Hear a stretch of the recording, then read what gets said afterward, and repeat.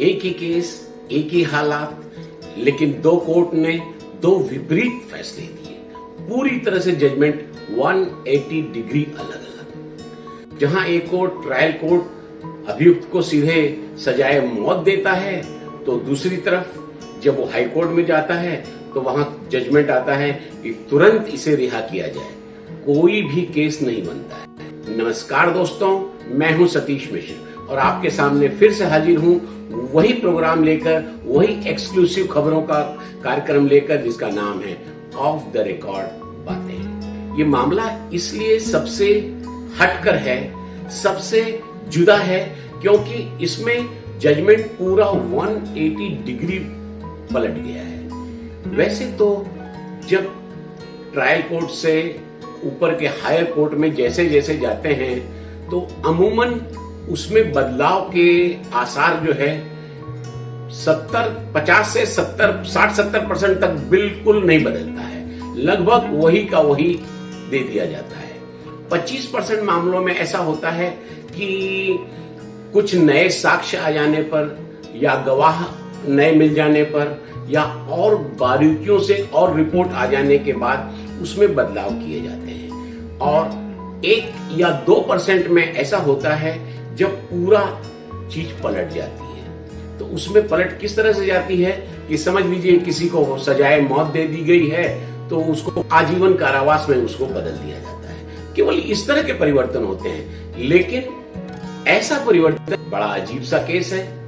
अब आप सोचिए उस अभियुक्त की क्या हालत हुई होगी कि जो इतने सालों से अब तक जेल में पड़ा हुआ है, मौत का इंतजार कर रहा है और एकाएक फैसला आता है कि उसने तो कुछ किया ही नहीं है। अब मैं आपको उस मामले की तह पे ले जाता हूं।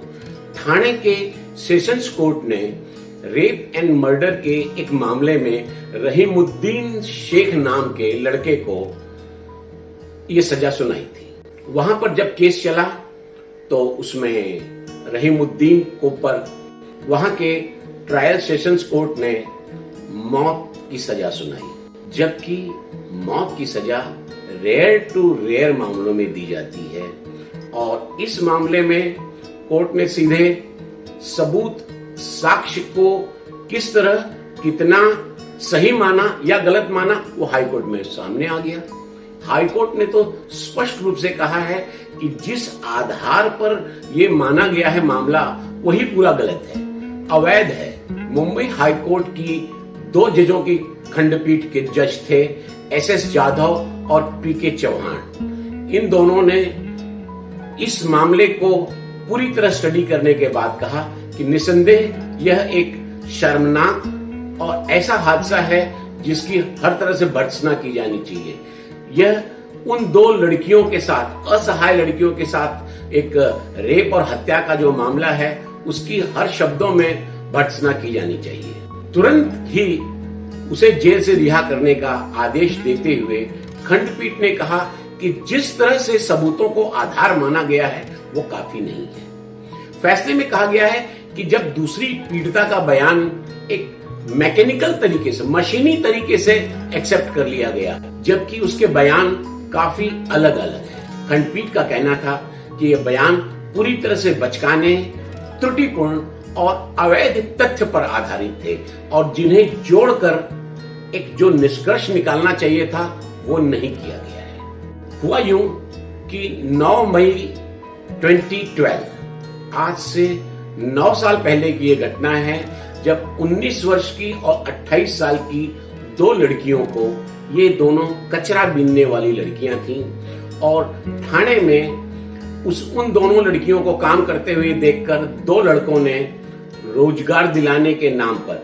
नौकरी अच्छी दिलाने के नाम पर उसको फुसलाकर साथ ले गए और वहां उसे जो पीने के लिए जो चीज दी उसमें नशीली दवाएं मिलाई हुई थी। और इसके बाद उन्होंने घटना को अंजाम दिया, रेप किया और दोनों को मारने की कोशिश की, लेकिन 19 साल की जो छोटी लड़की थी वो उसकी जान बच गई और 28 साल वाली जो बड़ी लड़की थी वो बचाई नहीं जा सकी।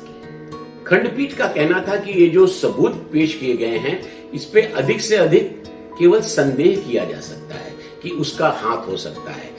परिस्थिति जन्य भले ही प्रमाण हो, लेकिन इतना बड़ा फैसला लेने के लिए जिस आधार बनाया जाना चाहिए वो तनिक सा भी नहीं है, क्योंकि जो दूसरी लड़की के बयान में इतना दोष है, उस लड़की के बयान में तारतम्यता नहीं है।